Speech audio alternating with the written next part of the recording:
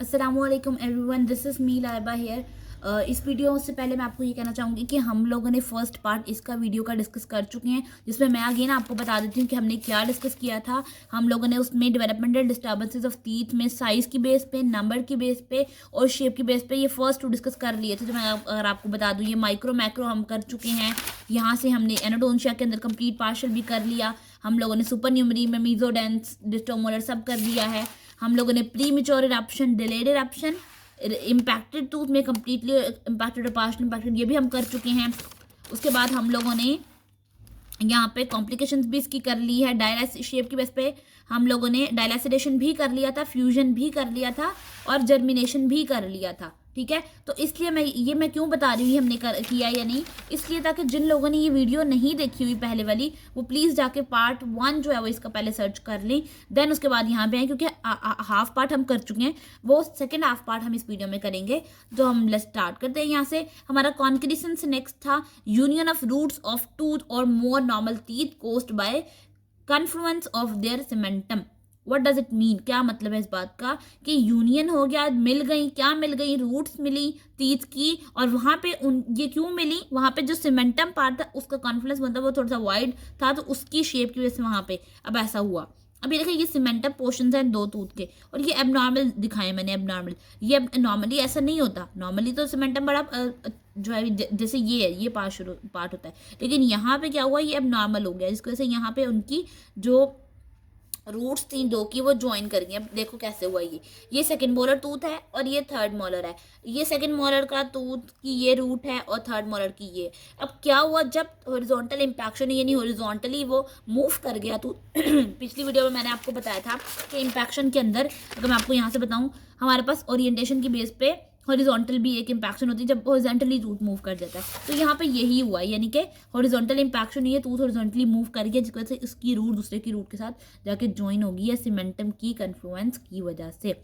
ठीक है, और वहाँ पे सीमेंटल रिपेयर स्टार्ट होता है। जब एक जगह पे सीमेंटल रिपेयर स्टार्ट हो जाए तो वहाँ का सीमेंटम जो है वो फ्यूज़ करने लग जाता है और वहाँ पे पल्पल ड्रेनेज भी हमें नज़र आएगा। अब ऐसा क्यों हुआ, एक तो इम्पैक्शन की वजह से हुआ, और दूसरा वहाँ पे कोई भी अगर ट्रोमेटिक इंजरी फेस करनी पड़ी है, तो ट्रोमेटिक इंजरी की वजह से क्या हुआ, that is close approximation of roots आपस में करीब आ गई एक दूसरे की।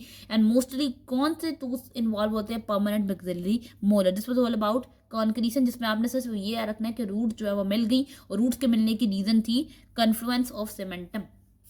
Next one is taurodontism. Taurodontism क्या है, a molar with an enlarged crown and apically placed furcation of the roots resulting in enlarged rectangular coronal pulpal chamber, जिसमें मोलर जो था उसका क्राउन बहुत बड़ा था और वहाँ पे जो रूट्स थी फर्केशन की वो एपिकली प्लेस्ड थी, और जिसकी वजह से वो जो हमने जब एक चैम्बर देखा ना, पल्प का एक चैम्बर होता है जो वो बहुत रेक्टेंगल शेप में था। अब क्या मतलब है इस बात का, देखो पहले तो टोरो का मतलब आपको चाहिए कि टोरो का मतलब है इट मीन्स बुल लाइक। ठीक है, कि टोरो जो होगा, जहाँ पे भी वर्ड आएगा, इसका मतलब जो टीथ है that is in the shape of bull. ठीक है, मोस्टली इफेक्टेड कौन से टूथ होंगे, मोलर। अब पहले ये जो बात मैंने यहाँ पे लिखी है मैं आपको इस डायग्राम से समझाती हूँ। मैंने लिखा है क्राउन इलोंगेटेड है, इसका मतलब क्राउन आपको नजर आए बहुत बड़ा बड़ा है, ये मैंने यहाँ पे भी लिख दिया क्राउन इलोंगेटेड। ठीक है, अब अंदर होता है पल्प चैम्बर। अब ये देखो नॉर्मली इतना बड़ा पल्प चैम्बर नहीं होता, यहाँ पे क्राउन के इलोंगेट होने की वजह से, बहुत बड़े होने की वजह से पल्प चैम्बर बहुत बड़ा हो गया। और रूट जो है वो रूट देखो शॉर्ट हो गई, उसकी लेंथ जो है रूट्स की बहुत शॉर्ट हो गई। और क्योंकि यहाँ पे सर्वाइकली यहाँ पे कंस्ट्रक्शन होती है, ये सर्वाइकल पोर्शन पे कंस्ट्रक्शन होनी होती है, ये नहीं हुई, इसलिए पल्प चैम्बर बहुत लार्ज है। ठीक है, जस्ट ये बात थी टोरोडोंटिज्म के अंदर के, वहाँ पे पल्प चैम्बर बड़ा हो जाएगा, क्राउन बड़ा हो जाएगा, रूट्स शॉर्ट हो जाएंगी। और वो सिंड्रोम जिनमें ये टोरोडोंटिज्म होता है वो कौन सी हैं, खार्ड से यार खार्ड। ठीक है, के से क्लाइनफेल्टर सिंड्रोम, एच से हाइपोडोंशिया, ए से अमीलोजेनेसिस इम्परफेक्टा, डी से डाउन सिंड्रोम।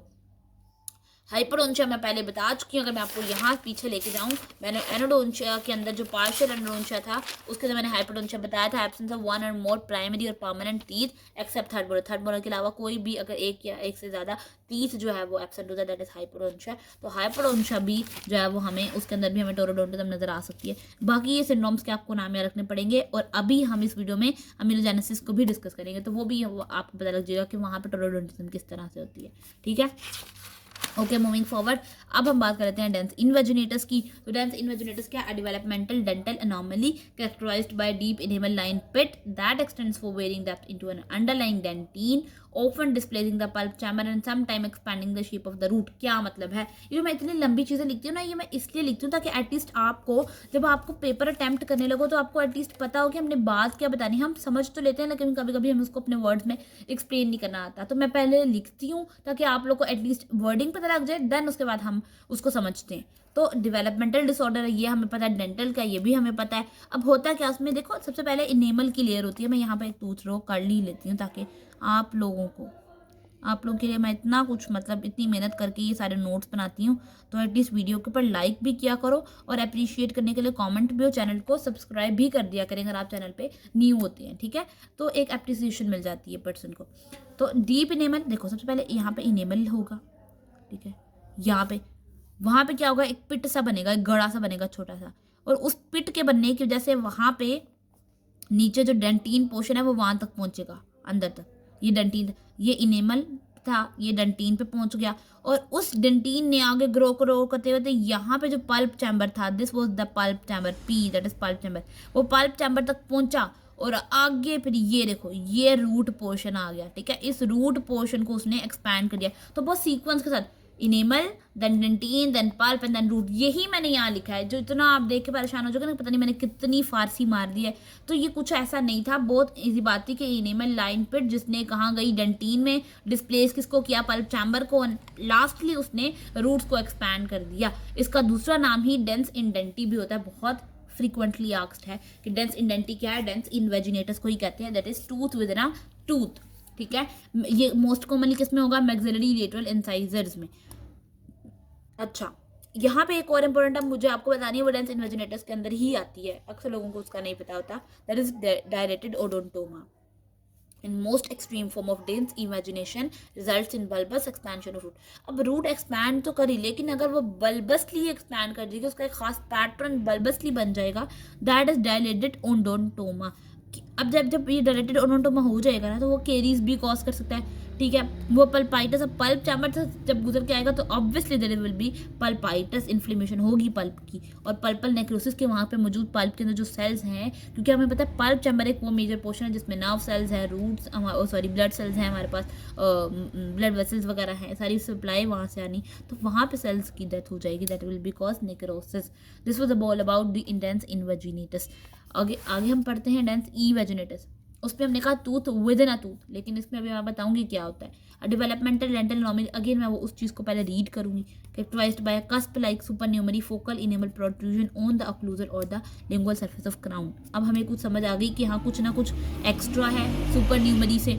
सुपरन्यूमरी की टीथ की अगर पीछे लेके जाऊँ आपको, रिवाइज करते रहना बहुत ज़रूरी चीज़ है। सुपरन्यूमरी में हमने कहा teeth in excess of normal number, कोई एक्स्ट्रा टीथ का आ जाना, मैक्सिला में ज़्यादा है मैंडिबल के कंपैरिजन में, तो यही बात तो हमें जल्दी से क्लिक किया माइंड में कि हाँ हम तो इस चीज़ को कहीं ना कहीं पढ़ चुके हैं कि सुपर न्यूमरी, तो हमें सुपर न्यूमरी से अंदाजा हो गया कि हाँ कुछ ना कुछ एक्स्ट्रा आ रहा है। अब वो एक्स्ट्रा कहाँ आ रहा है, वो आ रहा है ऑन द ऑक्लूजल या लिंगुअल। देखो टीथ की साइड्स होती हैं, टीथ की मीजियल साइड होती है जो मिड लाइन के करीब, डिस्टल साइड होती है, फिर उसकी बक्कल होती है, फिर उसकी लिंगुअल। तो ये एनाटमी है, ठीक है। ये एनाटमी के लिए जब मैं उसकी वीडियो बनाऊंगी तो मैं आपको बताऊंगी, ठीक है। लेकिन अभी के लिए जस्ट आप, अगर आपको नहीं पता तो पहले आप देख लो कि मीजियल, वैसे मैं बता ही देती हूँ यहाँ पे भी थोड़ा बहुत। ये मिड लाइन है, इसके करीब वाली मीजियल है, इससे दूर वाली डिस्टल है, जो पीछे वाली साइड है वहाँ पे वहाँ पर आपको लिंगुअल नजर आएगा, सामने वाली आपकी तरफ वाली बकल हो जाएगी, ठीक है। लेकिन फिर भी इसके ऊपर एक वीडियो इंशाल्लाह बनाएंगे, वो आप जरूर देखिएगा। तो बस आप याद रख लो कि लिंगुअल या ऑक्लूजल साइड पे आपको एक एक्स्ट्रा कस्प, एक सुपर न्यूमरी कस्प नजर आ रहा है जिसको आपने डेंस इवेजिनेटस कह दिया है। तो extra tooth on a tooth, ठीक है। इनवेजिनेटस में कहा था within a tooth, within a tooth, invaginatus से इन ना टूथ, ठीक है। लेकिन evaginatus is extra tooth on a tooth, ऊपर। इफेक्ट प्रीमोलर टीथ, ठीक है। प्रीमोलर्स को इफेक्ट करेगा, शेप उसकी ग्लोब शेप होगी, because this extra cusp contain the pulp horns, so fracture can result in pulp exposure leading to pulpal inflammation. यानी कि वो जो एक्स्ट्रा कस्प बन रहा है, दिस एक्स्ट्रा कस्प जो कि सुपर न्यूमरी एक्स्ट्रा बना, उसके अंदर अपना पल्प पार्ट है। जब उसके अंदर अपना पल्प पार्ट है तो अगर किसी भी तरह का फ्रैक्चर होगा तो क्या होगा, वहाँ पे पल्पल इन्फ्लेमेशन हमें ज़रूर नजर आएगी, ठीक है। हम इसको एक ज़ोडिएक साइन भी कह सकते हैं डेंस इनवेजिनेटस का, डेंस इवेजिनेटस का। Okay, enamel pearl very easy, वो सबसे मजे का ये वाला था और इजी भी था। पर्ल से याद रह जाएगा हमें। Only enamel and denting part इसमें इन्वॉल्व होते हैं, यानी इसमें पल्प का कोई काम नहीं है। अ डोम शेप प्रोजेक्शन और calcification of enamel present close to the furcation of root. आपको पता फर्केशन किसको कहते हैं? दिस इज कॉल्ड फर्केशन, जहाँ पर रूट्स ये दो बनती हैं ऐसे सेपरेट होती हैं, that is area is called a furcation. तो फर्केशन के करीब आपको नजर आया मैंने ये कुछ बनाया, दैट इज अ पर्ल। और क्योंकि ये इनेमल की वजह से बना, इनेमल की कैल्सिफिकेशन की वजह से, दैट इज इनेमल पर्ल। ठीक है, they can be seen in 1 to 3 millimetres round. Radiopacities mostly in the molar, molars में है 1 to 3 मिलीमीटर इनका डायमीटर है।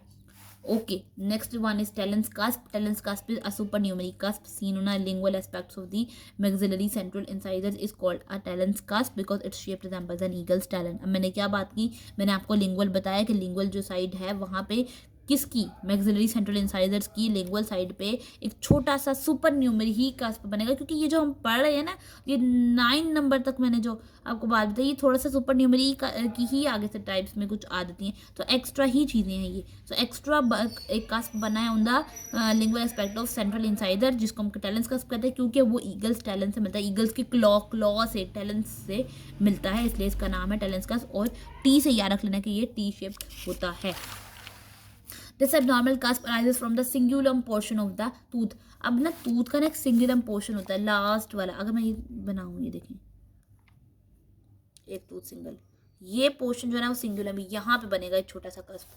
ठीक है, and extend to the incisal edge, और ऊपर वाला हिस्सा जो है ना वो इंसाइजल एज होता है, तो यहाँ से बनते बनते बनते बनते यहाँ तक एक्सटेंड करेगा। ठीक है, and as a prominent projection of enamel, और ऊपर हमें प्रोमिनेंट नजर आएगा, टी शेप का होगा। सिंड्रोम, कौन सा सिंड्रोम है जिसमें हमें टैलेंस कस्प नजर आ सकता है? That is Rubinstein Taybi syndrome. ठीक है, इस पे इनेमल और डेंटीन होते हैं, क्लोज टू द पल्प होता है, लेकिन डायरेक्टली पल्प को इन्वॉल्व नहीं कर रहा, मोस्टली पार्ट इसमें इनेमल और डेंटीन का ही होता है, इंसाइजर्स में होता है। अगेन हमने डेफिनेशन में भी ये बात लिख दी थी।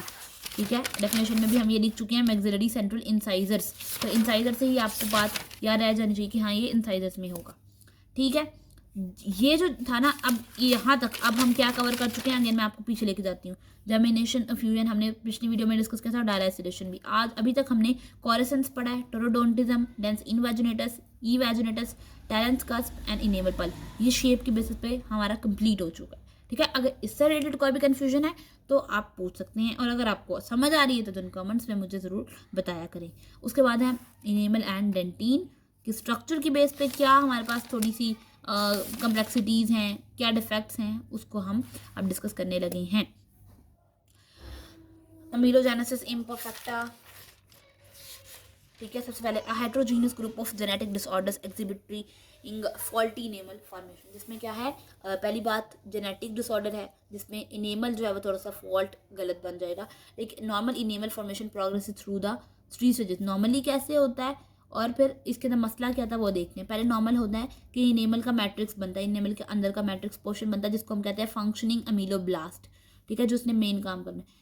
फिर सेकंड होता है मिनरलाइजेशन ऑफ इनेमल मैट्रिक्स। उस इनेमल मैट्रिक्स के अंदर मिनरल्स ऐड होते हैं, लाइक कैल्शियम वगैरह, जो भी हमारे 90% तो हमारा कैल्शियम ही है दांत में, बाकी भी कुछ ना कुछ जो है वो हमारे पास मिनरल्स हैं, तो उसकी मिनरलाइजेशन होती है, जिसको हम कहते हैं प्राइमरी मिनरलाइजेशन। ठीक है, and the third step is enamel maturation, जिसमें इनेमल मैच्योर होता है, यानी अपने फंक्शन को परफॉर्म करने के लिए कैपेबल हो जाता है, दैट इज सेकेंडरी मिनरलाइजेशन। तो अब डिसऑर्डर्स में क्या है कि उसके अंदर ये जो स्टेप्स हमने बात की कि functioning ameloblast, primary mineralization and secondary mineralization, these are not normal, ये नॉर्मल नहीं हुए। कुछ ना कुछ मैचुरेशन में डिफेक्ट आ गया, कुछ ना कुछ मिनरलाइजेशन में डिफेक्ट आ गया, जिसको हम कहते हैं अमीलोजेनेसिस इम्परफेक्टा। ठीक है, अब इसकी टाइप्स हैं, type 1, type 2 and type 3। That is hypoplastic type is decreased enamel matrix formation, यानी इनेमल का मैट्रिक्स जो था वो कम था, मैट्रिक्स सही नहीं बना, यानी कि फर्स्ट स्टेप खराब हुआ है, जिसकी वजह से इनेमल थिन रह गया, और वहाँ पे उसकी, लेकिन उसकी डेंसिटी की बात करें तो वो डेंटीन के मुकाबले में ज़्यादा ही थी।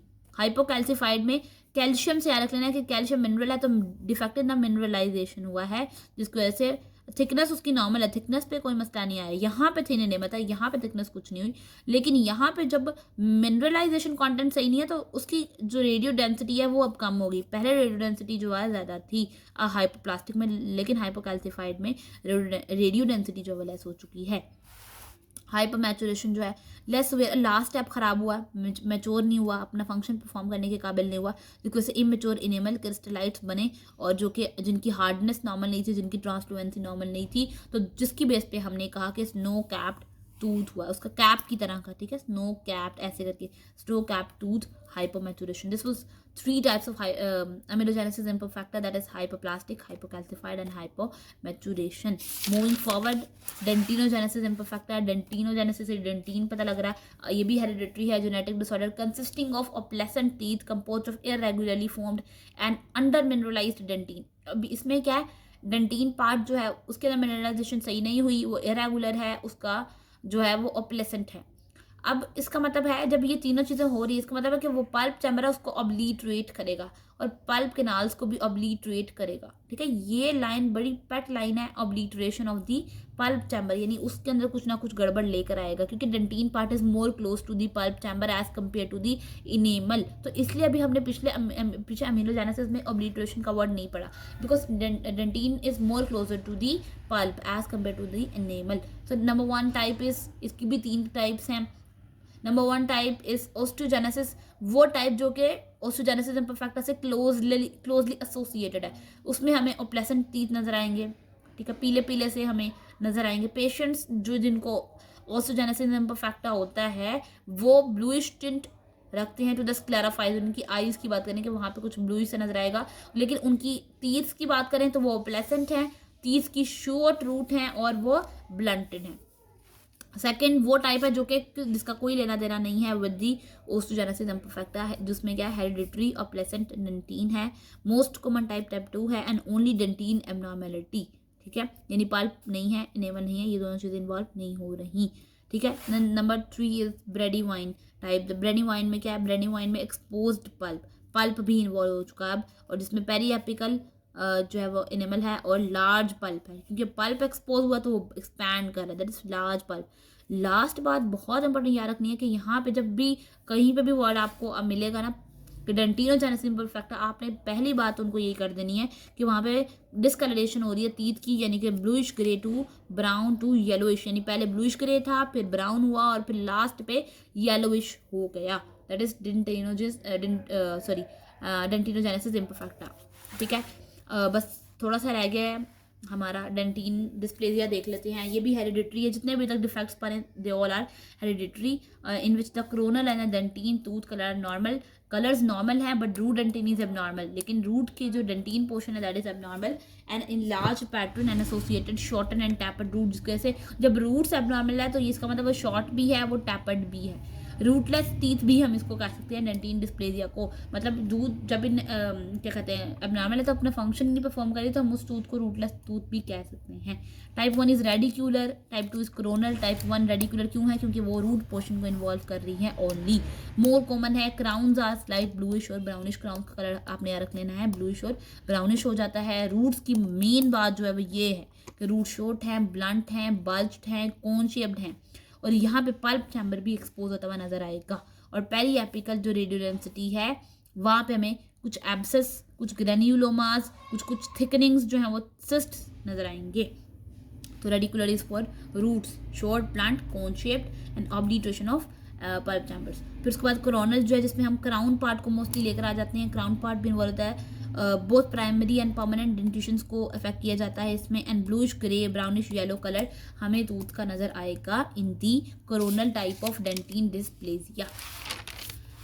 ठीक है. और कोरोनल में ही एक और बात कि पल्प चैम्बर अगेन इसमें भी ऑब्लिटरेटेड होंगे, लेकिन इसमें बात जो है कि रूट शेप इसमें नॉर्मल होगी. इसमें रूट का कोई काम नहीं है, रूट कोई ख़राब नहीं हो रही. रूट जो है वो रेडिकुलर में होती है, कोरोनल में सही रहती हैं. लेकिन यहाँ पे पल्पल कैल्सिफिकेशन है, यानी पल्प स्टोन्स बनेंगे are visible in the most coronal part and root pulp canals are narrow. Root की पल्प कैनाल जो है वो नैरो हो जाएंगी. Last one for this video, जो इस वीडियो में मेन टॉपिक था हमारा रीजनल ओडोंटो डिस्प्लेजिया, जिसमें क्या होता है, डेवलपमेंटल डिस्टर्बेंस है. अगेन पूरे चैप्टर में डेवलपमेंटल ही है और क्या है, of adjacent teeth in which enamel and dentin are thin. Enamel और डेंटिन दोनों जो हैं थिन हैं, इरेगुलर हैं, उनकी मिनरलाइजेशन सही नहीं हुई है. वहाँ पे मौजूद सॉफ्ट टिश्यू जो है उसके अंदर हाइपरप्लेजिया हुआ है, और उसमें साथ में हमारे पास कैल्सिफिकेशन भी नज़र आ रही है और सिस्ट्स भी नज़र आ रही हैं. ठीक है. दोबारा रिपीट करूँ मेन बातें, इरेगुलर डेंटिन मैक्सिला में ज़्यादा हैं, अफेक्ट करेगा contagious in a single quadrant, और फिर उसको हम डिफॉर्म्ड या सॉफ्ट ये भी कह सकते हैं कि वहाँ पे सॉफ्ट लेदरी उनकी सरफेस होगी। मोस्ट इंपॉर्टेंट बात जो इसमें है, इसको हम गोस्ट टूथ भी कहते हैं।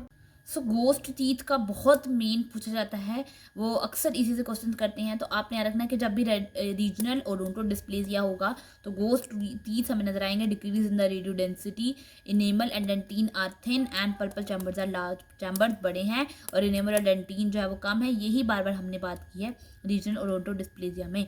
So this was all about for today. आज जो डिस्कस हुआ, अगेन यहाँ पे से भी बता देती हूँ कि ये 4 डिसऑर्डर्स डिस्कस किए गए, amelogenesis imperfecta, dentinogenesis imperfecta, dentin dysplasia and regional odontodysplasia. तो गाइस आपके लिए इतनी एफर्ट करके मैंने इतने नोट्स इतना कुछ बनाया, तो आई थिंक एक छोटा सा लाइक एप्रिसिएशन के लिए, एक छोटा सा लाइक और एक बेल आइकन प्रेस करना सब्सक्राइब का तो बनता ही है ना।